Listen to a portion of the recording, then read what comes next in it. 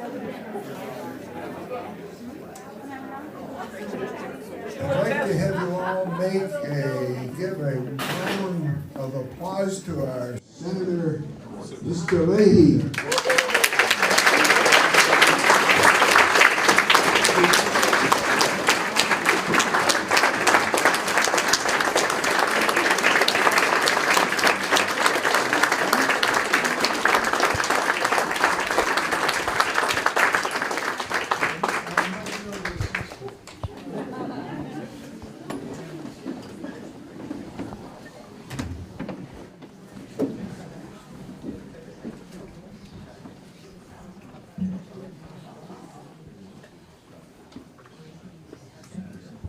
She's the expert.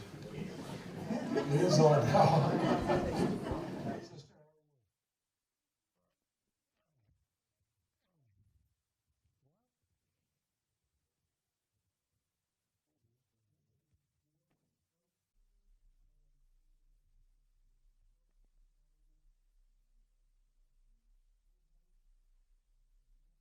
With Senator Patrick Leahy. And I'd also like to welcome those that are watching on live streaming from our friends at ORCA. I had an email this morning from an old Liberty Street neighbor, Norma, and Norma should be watching from Colorado, and we hope many others watching around the country. I'd also like to introduce some other Leahys that are here. Jane Leahy, the Senator's sister-in-law. Mary Leahy, the Senator's sister. Next older sister. And Marcel Leahy, soulmate, spouse, and co-conspirator for 61 years.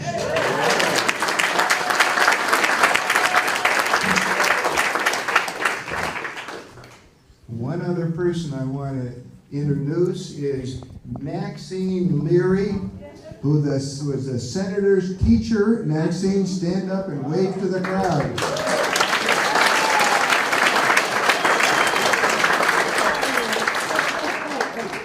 Chemistry and sociology. Is that right? Chemistry and sociology. There you go. And paid for a year. Wonderful. Wonderful. Acting as moderator today is Diane Derby. Diane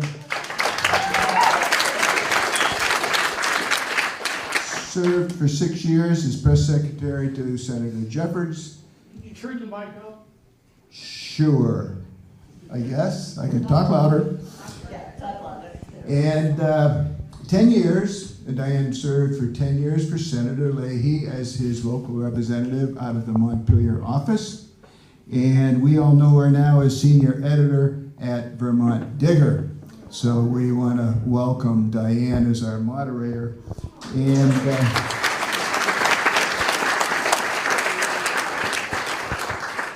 with that, I will turn the meeting over to Diane. Well, thank you, and thanks to George.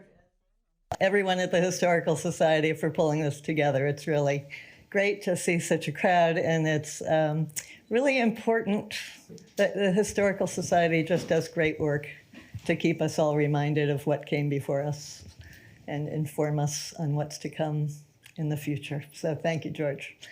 I don't think Senator Leahy needs much introduction. 48 years in the Senate. I think everybody's familiar with his Senate career, undoubtedly, but we've really come here today to talk about what his life was like growing up in Montpelier. And I know he doesn't need many prompts, but I've got a few prompts of my own here for him. Keep the conversation lively. And, again, I'm not here as a journalist today asking tough questions. I'm here just in my sole role as having been fortunate enough to be his staff member for 10 years and just to have a nice, fun conversation. I've promised him it would be fun, so I have to follow through on that. So for those who have read the book, you might be familiar. The Road Taken, his opening chapter, starts with a scene out of the State House when he's 4 years old, being a little hellion riding his tricycle all over. And I don't want to steal his thunder, so I'll have him tell that story, but I've asked him to start there and walk us through what the early memories are in growing up on State Street in Montpelier. Well, thank you, Diane. And George, thank you. George Edson's parents were dear friends of my parents, and it brings back memories just seeing him and hearing his voice. Mary and I and our late brother John grew up 136 State Street, and almost diagonally across from the State House. So, you know, back in the days, you didn't even lock your doors. You walked around everywhere. Everybody knew everybody else.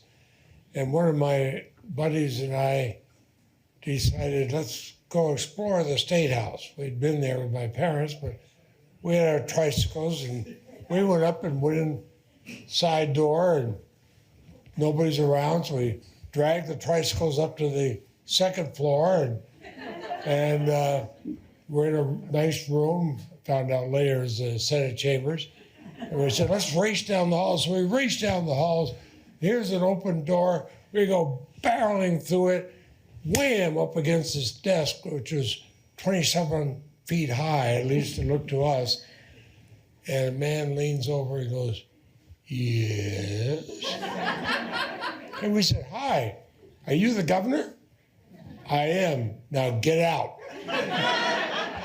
But he did give us some candy on the way out. And Mary, you can imagine the reaction of our parents. We got home and I was all excited and I told my parents about this. They did not see the humor in it. And we weren't allowed to go in the State House without one of the adults around. Our current governor, I was in there to meet with him not long after I not long after he became governor. I was a U.S. Senator. I come in, he says, it's a different desk, and don't bring your tricycle in here. So beyond that, what other memories do you have on State Street itself as a kid? And what was it like growing up in a family? You had the family business, the Leahy Press, in the back of the building growing up. Maybe a few stories about. Yeah, it was interesting. We rented out rooms to legislators. My mother did, and helped with the bills, but then I'd hear all these stories when they were in the house, which was wonderful. We rented out another apartment upstairs. But you could walk through the kitchen door into the Leahy Press. And the beauty of that, I learned to read at a very early age. One of the most formative things in my life. Can you hear this okay back there? Yeah, I can never tell from here. One of the most formative things, I had my first library card at the Kellogg Hubbard before I was 5, and that's because I learned to read so quickly in the Leahy Press. We always had a constant stream. My parents had a constant stream of friends. We learned from them and hear all these stories and the history. My dad told the stories of the 27 flood and how he was there with his mother and his sister, long before my parents had met, and had moved up to the second floor of 136 State Street because the 27 flood was coming down State Street. The man came up in a rowboat with a huge camera to the second floor. And Dad opened the window, let the guy into the place, tied the rowboat to the cast iron radiator, thank you, and helped him up onto the roof, passed up. The irony is I have a book with me, and I was glancing through it on the way over here. Marcel was driving, and there is a picture he took from that window. Wow. And you could see the house next door and what was the National Life Building, it's the state office building. picture taken from up there.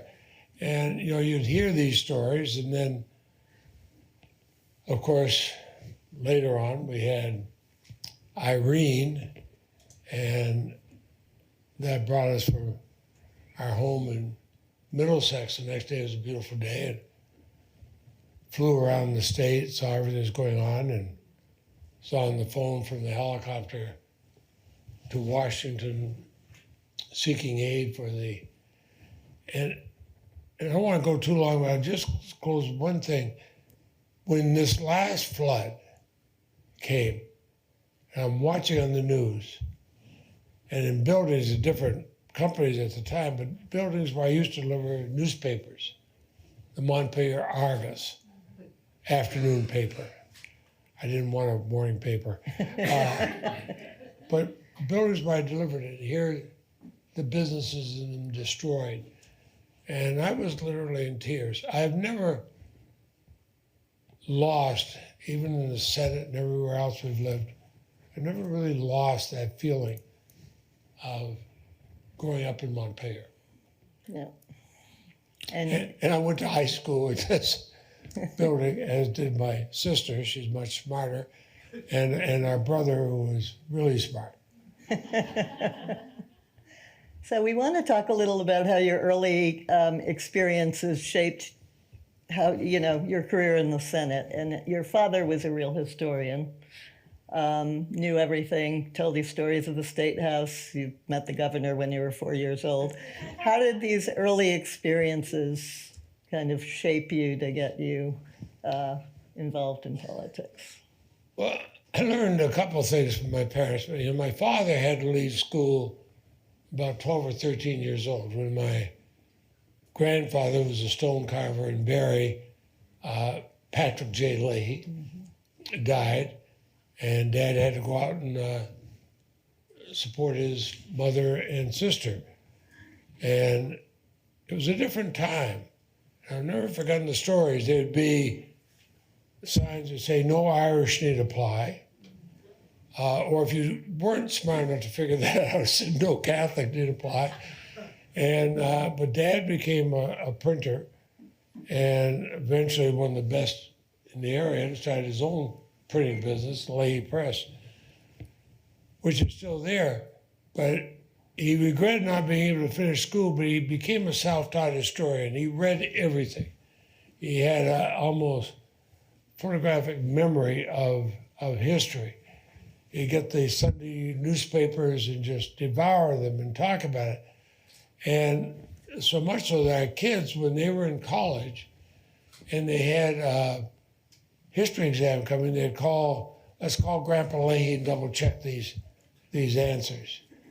And that influenced me so much.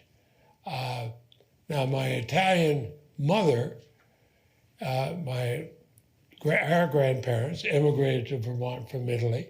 She was born here, grew up speaking Italian, and that certainly influenced a feeling of diversity and why you need it. But the history, and probably the thing, without going too far off here, cherished the most, and my parents lived for a number of years after I got elected to the Senate, and I could bring them to all these places that they'd read about. And I remember my dad holding handwritten notes, not copies, but the real ones that Abraham Lincoln had written down in the archives in Washington. That was a joy. But all the way through, I always felt I was kind of paying back what I had, because Montpelier, you could walk everywhere, you could go anywhere. Half the time we'd leave our bicycles on the porch, and it was a different world. People helped each other. As I drove down here, I think where the fires were, and Diane, I can't tell you, when you called me to tell me about the fires, how choked up I got hearing that. But some of the buildings along here, I can remember my parents going to the grocery store and the kids would be in the car. We'd pull up to obviously an area where people of limited means were living.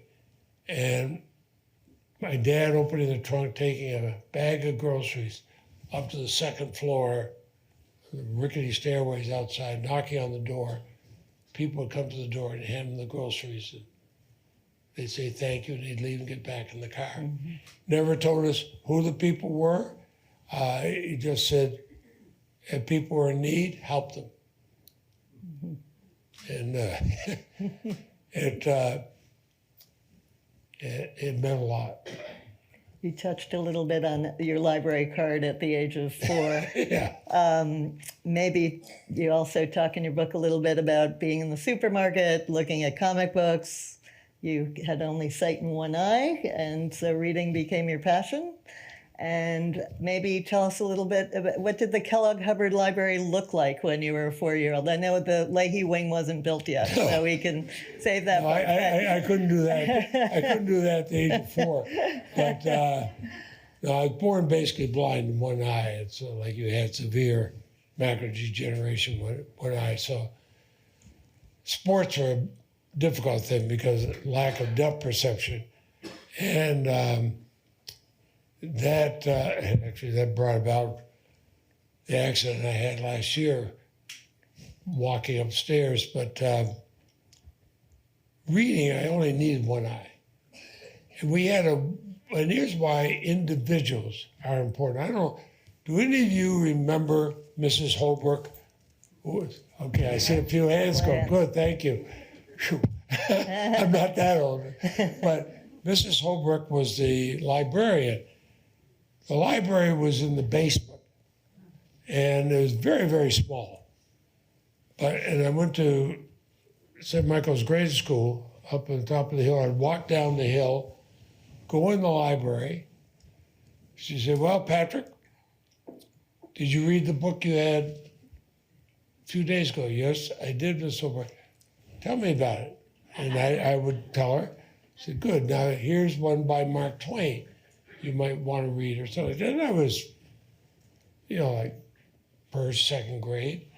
And by the end of third grade, I'd read all Twain, all Dickens, all these others, and history books on. And she just kept encouraging, read these.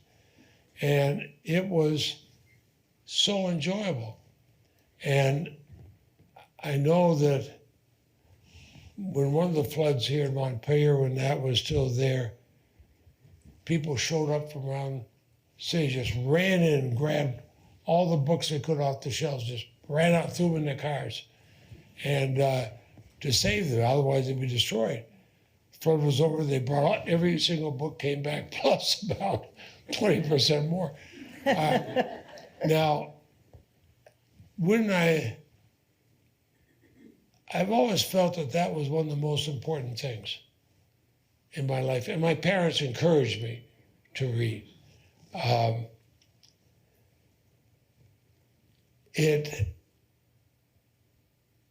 I got in the Senate, and I couldn't forget about that place. So the nice thing about being on Appropriations Committee, you get to determine where money goes. And they now have a beautiful new wing for the children's library.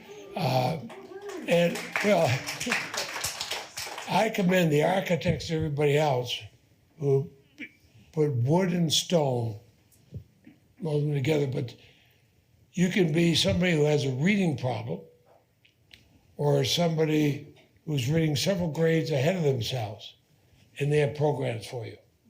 Our grandchildren, when they had come up to the farm during the summer, they would just go down. First thing they'd go down there, load up on books, and we'd bring them back. We've got at least one 6-year-old in the audience who wants to hear a little about your Batman history. Couldn't be a Senator Leahy talk without talking about Batman. So, well, I did read Batman comics, and 10 cents. Finally went to 12 cents. We would go in. I'd be there, the first one at the store when the new came out, I tended to remember everything I read. And I do recall when I was in the Senate talking with people from DC Comics about legislation, and something was said. I said, no. In 1947, in a spring edition, about page 5, such and such happened. And they thought, yeah, we humored the guy. I said, oh, yes, Senator, of course, you're right. They're like, what the hell is he talking about? It never happened. Go back in the archives and find. They go back and they say, that's exactly what happened. And one thing led to another. I worked with them on a very powerful, it's become a collector's item, Batman comic, because I was trying to ban the export of landmines from the U.S. No country had done that. And when I started off, I could count about 12 votes in the Senate. Among the things we used was this Batman comic book, and several of us worked on it, including debating for 2 days the ending. It's a short story. Somebody worked for Wayne Industry in a combat area, parents killed, little girl was captured. Batman went and saved her. In the last panel, helicopters coming to pick him up, and she said, look at the shiny toy. And he said, no, and then boom, and she's destroyed. And the reason we debated on that, and I went to every single senator across the political spectrum. I said, read that. And they said, okay, just leave us alone, we'll read it. And they said, that's a terrible ending. I said, there are no good endings in landmines. Marcel's a medical surgical nurse. She's been in war zones and in the operating rooms and in the surgery places where they're having to reamputate and to put prosthetics. So there's nothing happy. It's mostly civilians. And we passed the ban 100-0. The only controversial bill for 10 years. So I like Batman. and the kids seem to like it. I did reading hour. I volunteered reading hour one day, which was easy to come from our home in Middlesex on a Saturday, and jeans and sweatshirt, and somebody hands me a note that Batman enemies had their pictures in the library. I could not figure out the clues. I need help. I grab my phone. Are you nearby? Door opens and bursts smoke. In walks Batman. And you can imagine these 4, 5, 6-year-olds.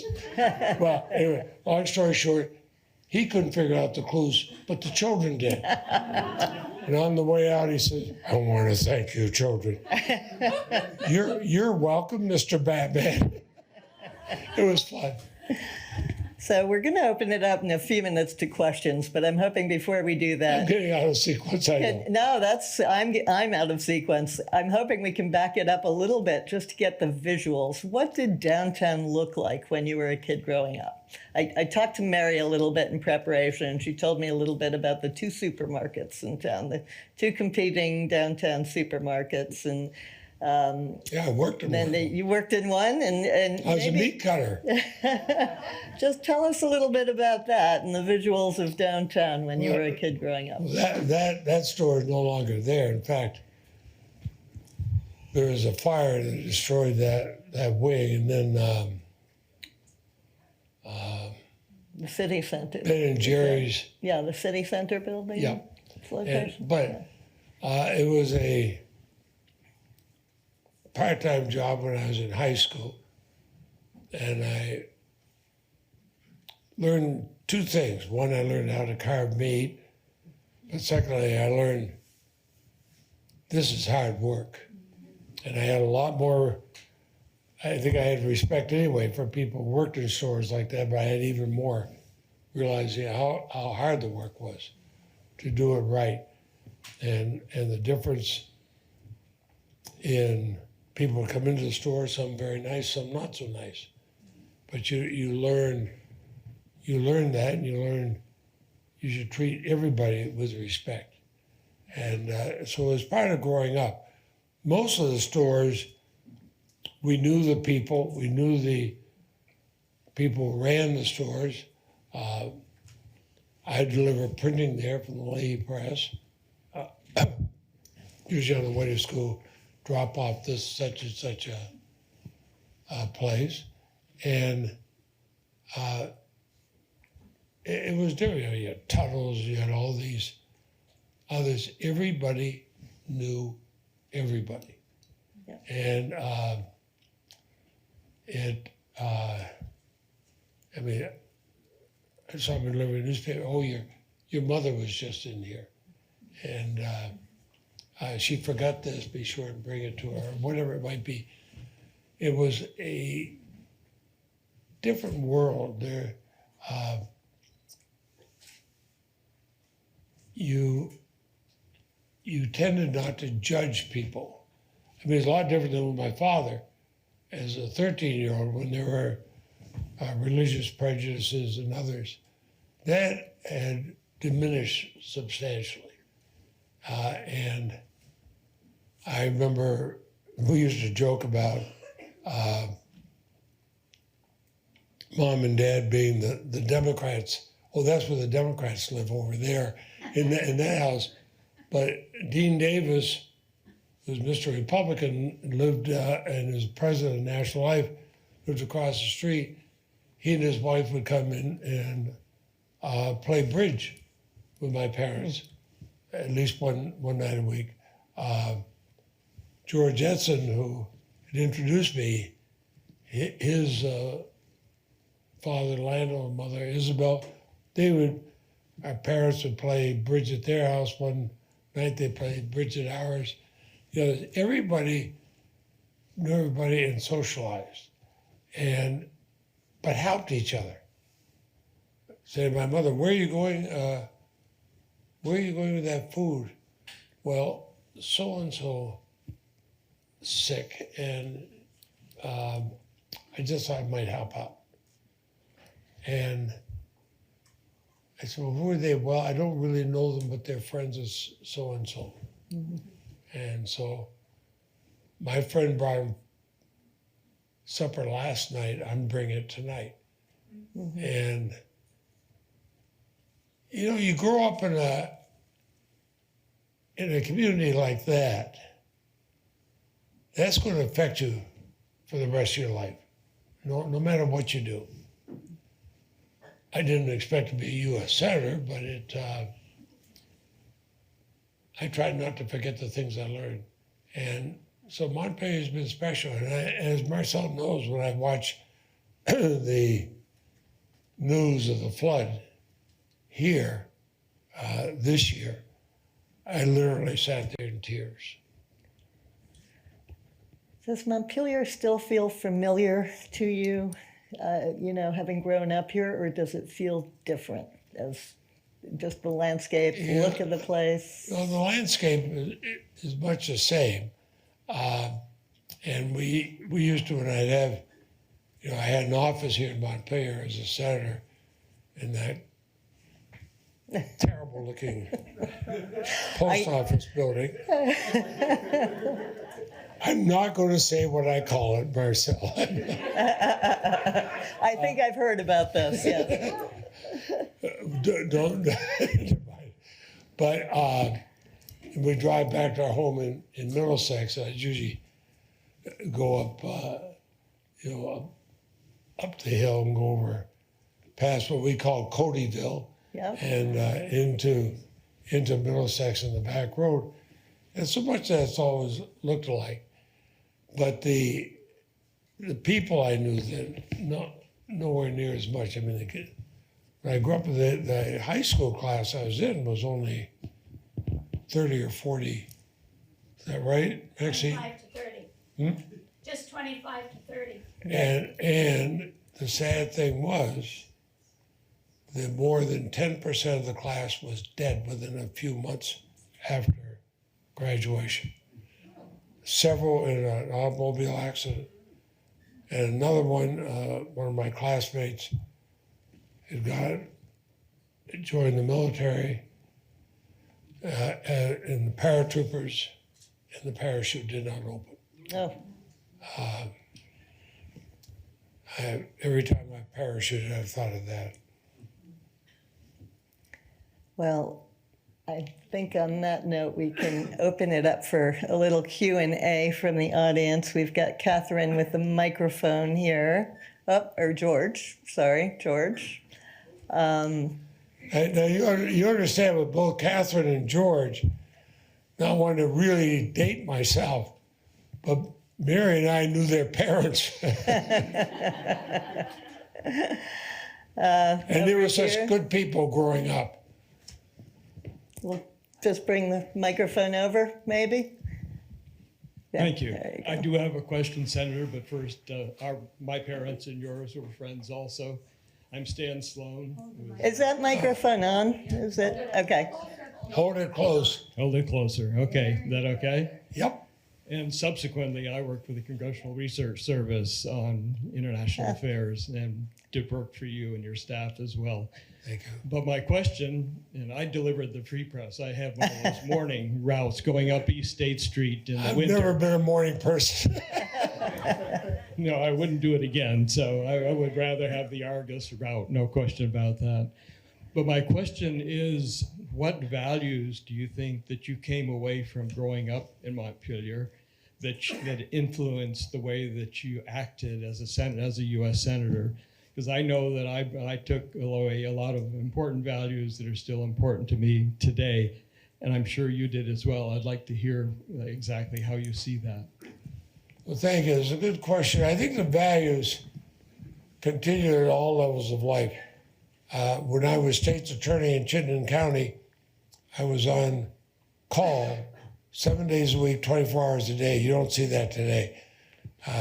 Several nights a week, I'd be out at 2 or 3 o'clock in the morning with the police, and I'd see what happened when people did not treat people the way they should. And I thought back to where, growing up in Montpelier, where people tried to help each other. When I went in the Senate, I realized the worst thing could do is to automatically catalog somebody. People talked about when I was chair and when I was vice chair of the Appropriations Committee, the close relationship I have with Dick Shelby of Alabama. We're poles apart philosophically. About the only thing we have in common is this: we're the two of the biggest people in size in the Senate. But we always kept our word to each other, and we always worked things out, and we always said, well, what's the bottom line going to be to the people who are affected by it? And we were talking about this just the other night, Marcel, when I called Dick, just to check on how his wife was doing. So I think these are the things I learned. I try to carry with me, and the fact that it came from a small town.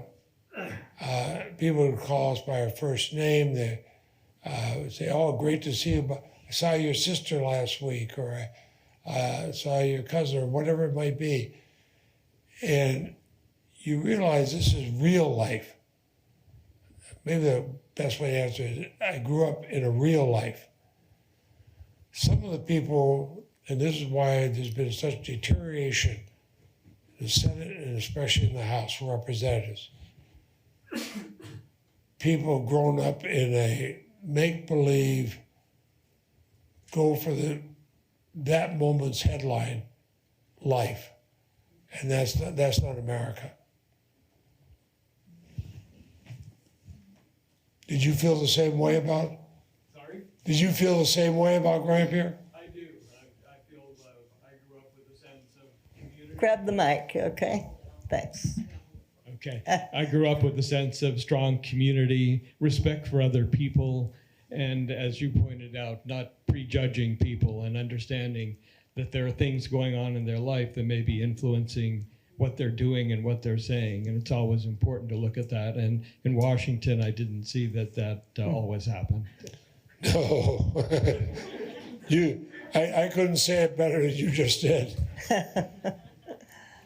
Questions? Huh? Senator, I realize you're probably younger than this, but I wonder if you ever had a chance to ride on the Montpelier to Wells River Railroad. Oh, damn. I guess that's a yes. As I said, when I didn't know my paternal grandparents because they had both passed away before my parents even met. But my maternal grandparents immigrated from Italy, and we still have a lot of relatives there. And settled in South Reigate. My grandfather was a stone carver, and he and his brother started the Zambon stone shed. And as kids, we'd sometimes go over to visit our grandparents for a few days. We get on the train right out here, and my folks would put me on the train. The conductor knew who we were and said, don't worry, Mr. and Mrs. Leahy, I'll get them off. We'd arrive in South Reigate. There was a stop there. My grandfather would be there, and he'd say, Mr. Zambon, I got your grandchildren here. Oh, molto grazie. And he'd take us off. I no, and wave goodbye. I mean, what else you do on a train? It was, since then, I've taken the train a lot between New York and Washington, Philadelphia. It's a little bit different, but that, and we've had grandchildren up here. It had such memories that we have several times taken our grandchildren. We've gotten on the train in Waterbury and ridden down to White River. Got down to White River. Somebody from my office would meet us there. We'd have lunch, go to the Montshire, and drive back to Middlesex. Those kids still talk about it years later doing it. It's a special way to see Vermont.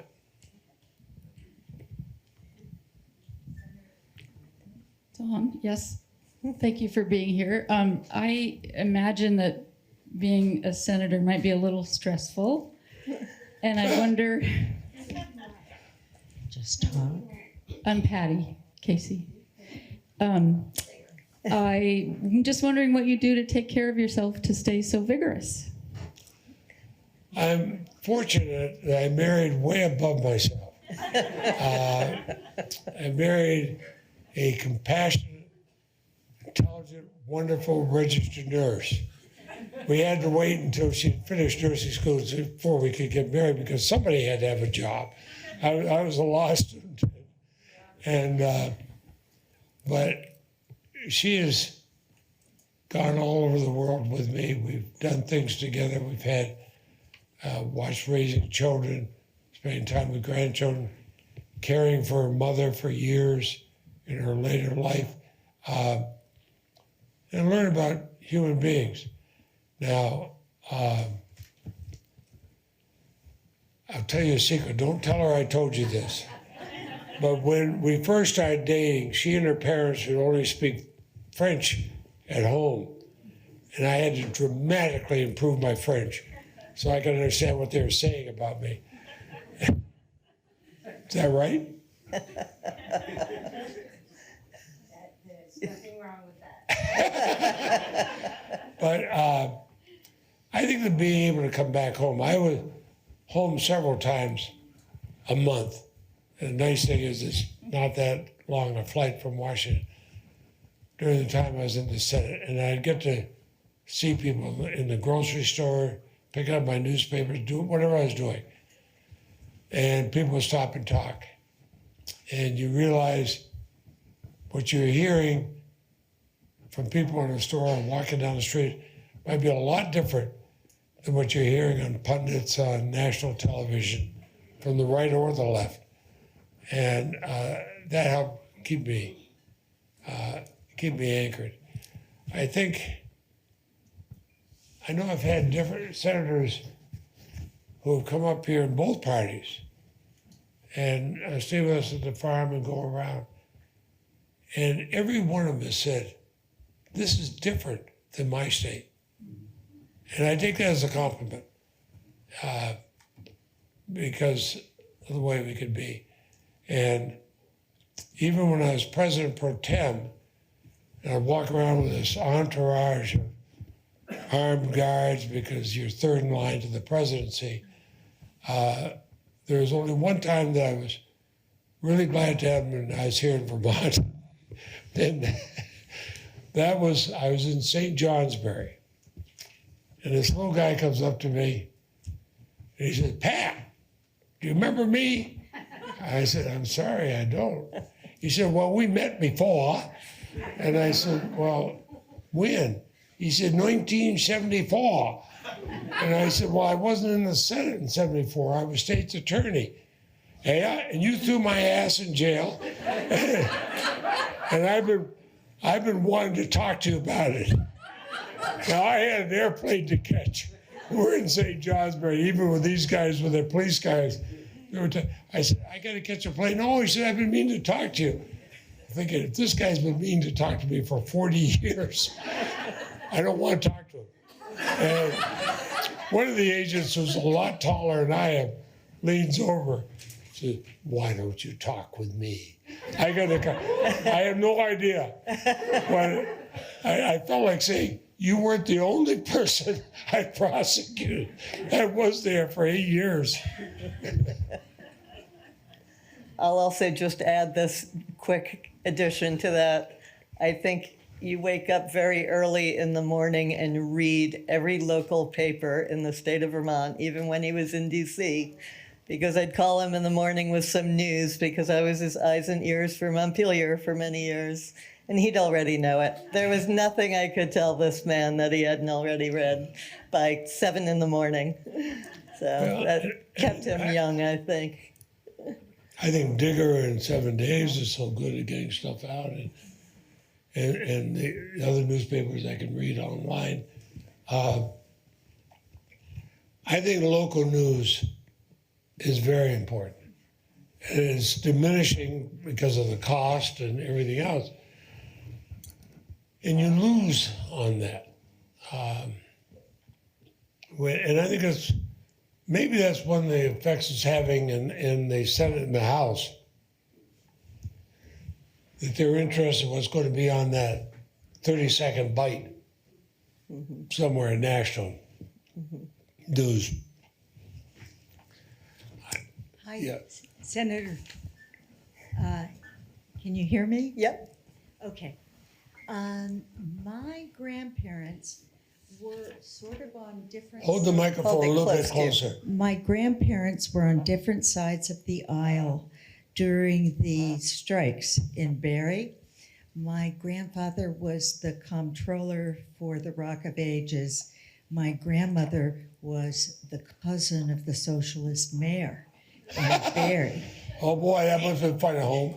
Well, they seem to get on okay despite all that.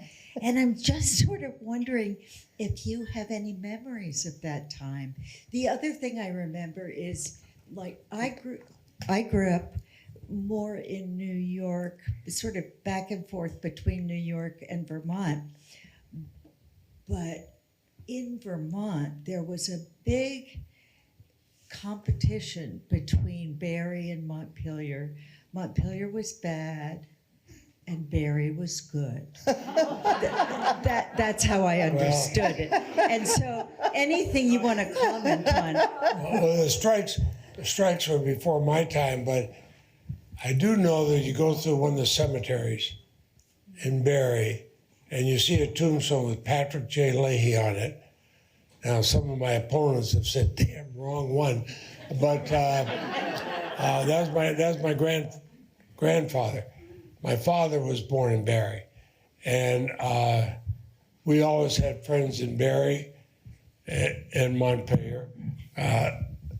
My Italian grandfather would come to Barrie and meet with a lot of his friends they'd have lunch one one of the restaurants. I forgot what it was, but I was about 6 or 7 years old. He'd bring me with him, and they'd be going in Italian, French, English, and I just sat there and listened to him. And I had a lot of classmates here at St. Michael's who came here from Barrie. So I never felt the animosity between Barrie and Montpelier.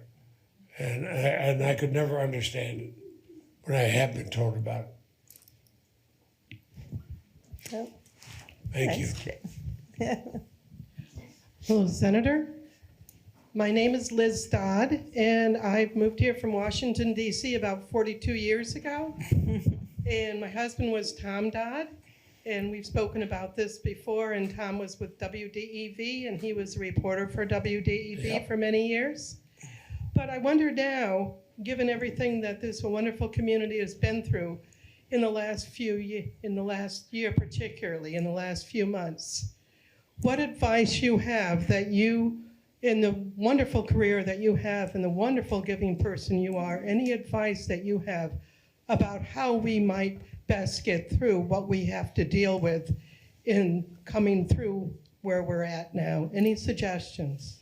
Of course, WDV we knew well because Leahy Press did the printing for WDV. And Lloyd Squire, as a little kid, I knew Lloyd Squire and his wife would come into their house in Waterbury. She'd be making cookies or donuts. And as kids, we thought, boy, that's really, that radio station is important. We're getting hot cookies here.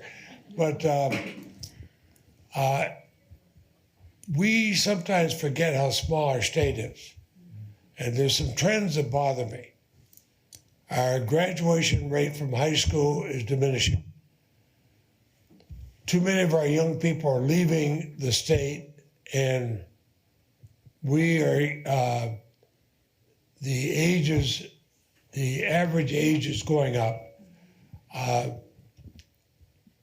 I worry about those who say, well, do we want to bring this business or not? We want to bring businesses that require an educated workforce and then make sure we have the education and we push for it. We've seen this in some of the places like in Essex Junction. I know some people are worried that they might want too much parking for this electric airplane, electric helicopter they're making in Burlington. I look at what they're paying the people who have to have all kinds of education getting there, and I'm thinking, build a parking lot if you want. You need these people. They're the ones going to buy homes. They're the ones who are going to raise their children. We have got to have more emphasis on the education of our younger people. But then we've got to have the jobs that appeal to them. There will always be minimum wage jobs. I understand that. But we've got to have something we can hold out to them and say, you graduate from high school. You learn this. Maybe you go to a trade school, whatever you do, or to college. We'll find ways to pay for it. But there'll be jobs available and jobs in Vermont. If we don't, I worry about Vermont. I felt very privileged, especially my last 20 years or so in the Senate because of my seniority. We could get money for things. When COVID hit, I remember calling the governor and saying, I put in a small extra appropriations under the Leahy small state minimum. He said, oh, how much? I said, $1.5 billion. There was a pause. He said, you say billion? Well, I said, don't forget the 500 million also. He said, how'd you do that? It helps to be chair of the committee. But I wanted to do that because we could have been devastated with COVID. We could have been devastated the next generation. We could be devastated generation my age. I mean, I was going to find medical care. Marcel was going to have. A lot of people in Vermont were not. And we wanted to get that money out here and protect our state. But then we have got to encourage the younger generation that there will be things here for them and work to have jobs for them and work to have things they can do. Global Foundries in Essex Junction, I was concerned when some people opposed legislation to fund them. Where do you want to build these chips? In China? I want to build them here in the United States. And if we're going to build them in the United States, let's do it staged alphabetically, starting with VERMONT.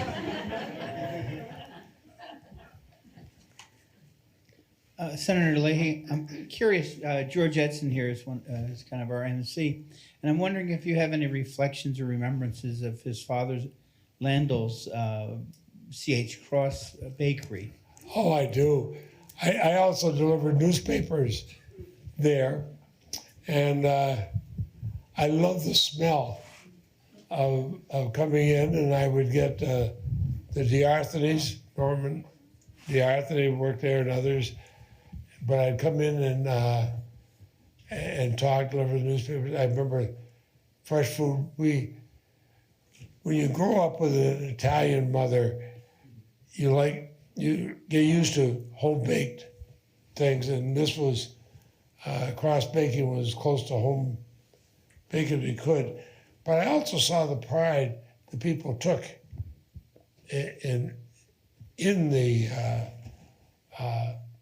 cross baking, and I think George, I think your father really instilled that in them and encouraged them in that. So it's the kind of thing that made Montpelier special. Patrick, I have a question. Tell us about your neighborhood. What did you do as kids, and do you remember the Montpelier curfew? I remember that. You knew when the curfew was. And what was it, 10 minutes of 9 or 10 minutes of 9? How's that for memory? But the curfew was suggestive, recommended. But I think our parents liked it because it told us to get home. We had friends. State Street did not have many families around where we were. Our friends were up the hill or other places, and it reminded us to come home for our friends' houses or for them to go home from ours. Sister with Barbsy Diarthes and others would, but you got used to play with it. Well, in fact, down the street from us, on the other side of the street, was a big open lot. They had a softball diamond there. People would play all kinds of sports there, run. We'd go up, a lot of us would go up to Hubbard Park. We'd climb up, walk up behind the State House, go on up. We'd go sledding in the park in the wintertime. We'd climb up there, climb up the tower, that 3,000-foot high tower when you're 5 years old. And then they had a whole area, I don't know if they still do, where you cook out. First come, first served. Fireplace. And it'd be so many families there. It was, you knew families. You knew which door was never locked.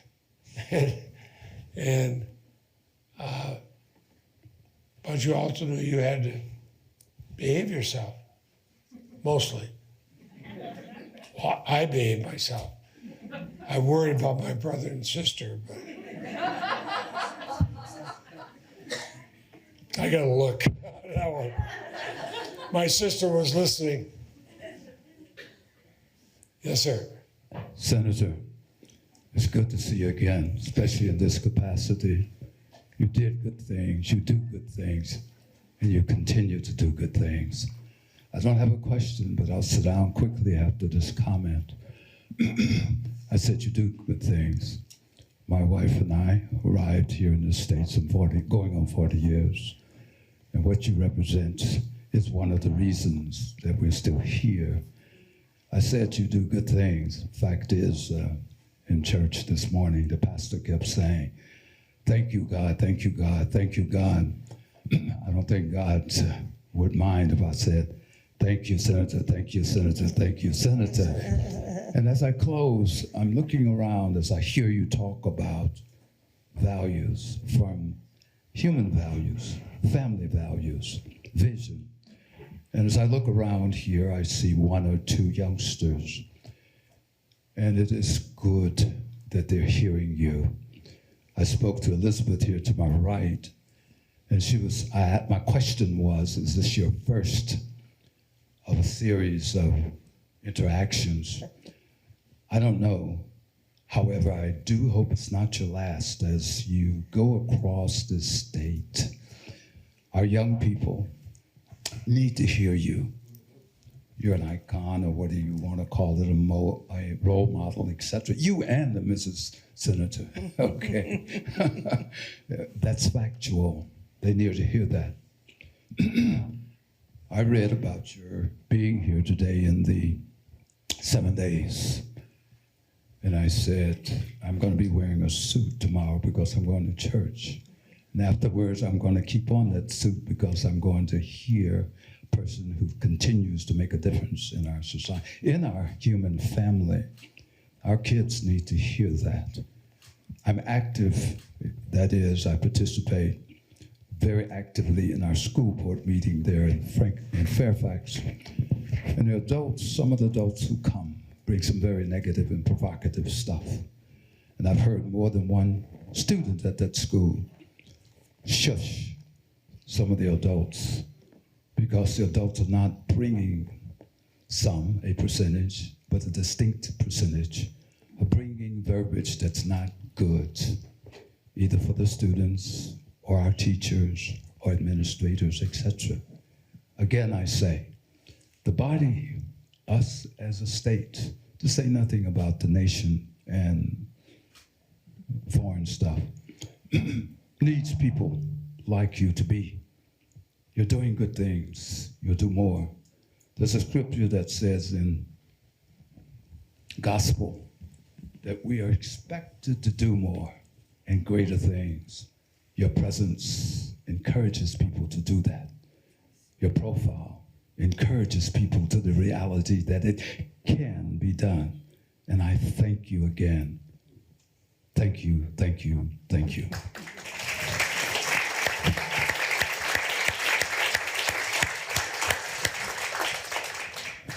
Sir, that means so much to me because you can only do your best on things, and it is not always the easiest. I mean, there's all the luxurious trapping of being in the Senate. As the dean of the Senate, I had the nicest rooms and all that. But that's not what the Senate is. The Senate is how you act, what you do for the country. Do you follow your conscience?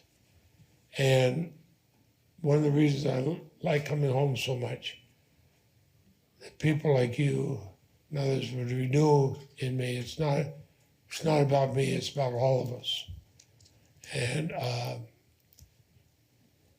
it means people coming together. I think of the battles that we still had in segregation when I first came there.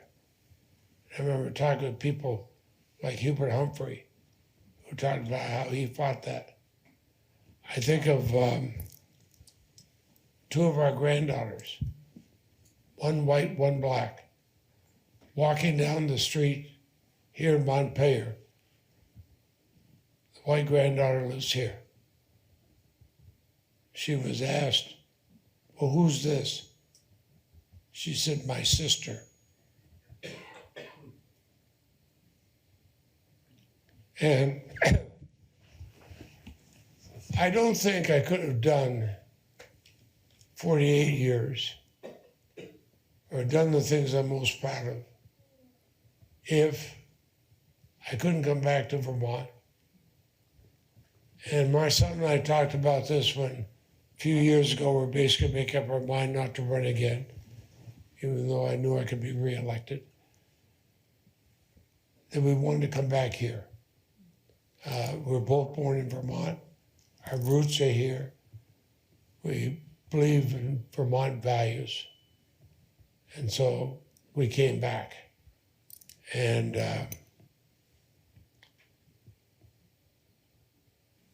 the reasons for coming back, we see every time we're going to the grocery store, walking down the street to get a paper or whatever we're doing.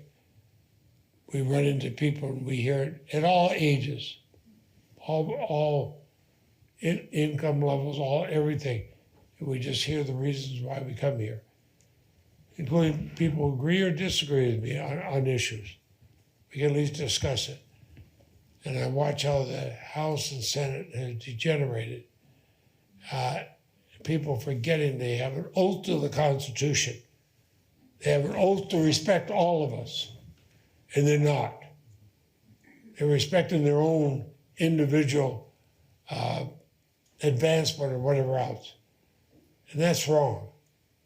That, one thing I pray for, that will change.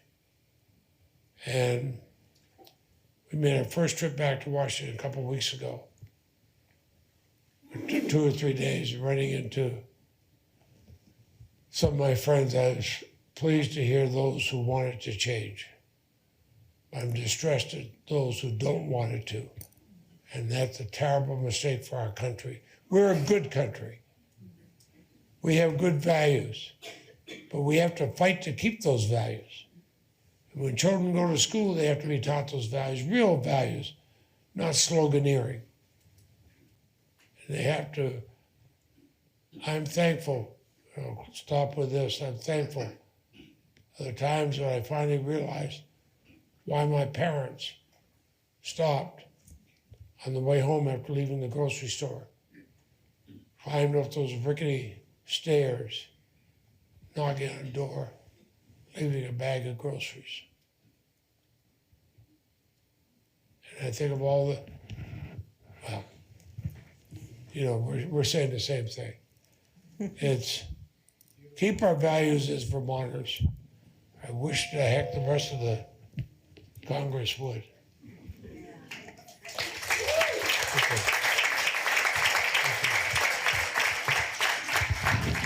And your teacher's going to get the final word. I had not planned this, believe me. What grade was it, Maxine? I had you twice a day, every school day for a whole year. What grade? Senior. You were a senior. Yeah. Chemistry and sociology. And why you are still here after that chemistry class, I do not know. I decided not to become a chemist. What I knew about chemistry was mighty little, but I was one of the Sisters of Mercy, and you went and taught what you were told to go teach. And you were the first class I had for chemistry. And it's a miracle, and I'm not religious anymore, but it's a miracle you're here. Well, it's a miracle this building is still here because we didn't blow it up. That's right. That's right. Now, I want to ask you, do you have any good memories of your time in this building? And this, of course, was the gymnasium without that ceiling. Yeah. And do you have any that you'd like to share with us?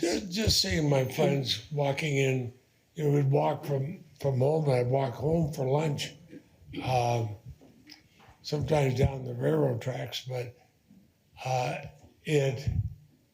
just seeing friends and talking with them. I didn't spend that much time in gymnasium because with my lack of depth perception, I wasn't any good at it. Although I did have one fun with this thing. We had, what was the coach's name? Sheridan? Yes. Roger Sheridan, Mary, just remind. Roger Sheridan was a good-sized person, and they named me. I was over 6 feet tall by the time I was a freshman in high school, and they named me the manager of the team. So Coach Sheridan and I would drive to a town we probably hadn't played before, but we'd go there and set things up. And we'd walk in and everybody would look at me and say, "What position do you play?" I said, "I was too short to make the team." I know it's a little bit of a lie, bless me, Father, but it sure had an effect on me. Okay. Thank you all for coming. Thank you, Senator Leahy. Thank you, Diane Terry. Yeah, I want to thank Diane because Diane has worked hard on this. So thank you all. This Congress